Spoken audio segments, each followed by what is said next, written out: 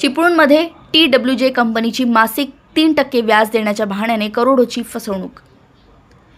22 September 2025 रोजी श्री प्रतीक Dilip Monte यांनी Chiplun police ठाण्यात दिलेल्या फिर्यादीनुसार TWJ असोसिएट ही एक आर्थिक गुंतवणुकीची कंपनी असून तिने त्यांची आर्थिक फसवणूक केली आहे। त्यांनी सांगितले की प्रतीक आणि त्यांची बहीण यांनी या कंपनीत 25 लाखांची गुंतवणूक केली आहे।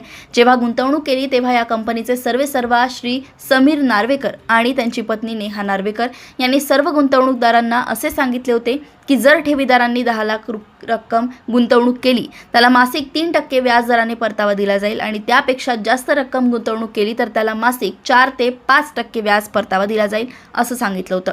सुरुवातीला गुंतवणूकदारांना नार्वेकर यांनी 3% व्याज परतावा दिला होता, पण त्यानंतर त्यांनी रक्कम देण्याचे टाळले। त्यानंतर बऱ्याच लोकांनी सातत्याने पाठपुरावा सुरू केले, परंतु शेवटी जेव्हा त्यांना कोणत्याही प्रकारचा परतावा मिळाला नाही तेव्हा त्यांनी हा फसवणुकीचा गुन्हा दाखल केलाय। यावेळी एकूण 4 आरोपी विरोधात हा गुन्हा दाखल करण्यात आलाय। यामध्ये TWJचे अध्यक्ष समीर सुभाष नार्वेकर, यांच्या पत्नी नेहा नार्वेकर, कंपनीत काम करणारे आणि मॅनेजमेंट करणारे संकेत रामकृष्ण घाग आणि सिद्धेश शिवाजी कदम यांच्या विरोधात गुन्हा नोंद करण्यात आलाय। यामध्ये कोणी पीडित असतील, त्यांची फसवणूक झाली असेल तर त्यांनी रत्नागिरी जिल्ह्यात कोणत्याही पोलीस ठाण्यात तक्रार करावी।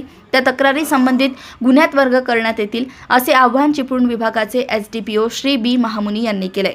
चिपळूण येथून मुख्य संपादिका दीप्ती भोगल यांची रिपोर्ट।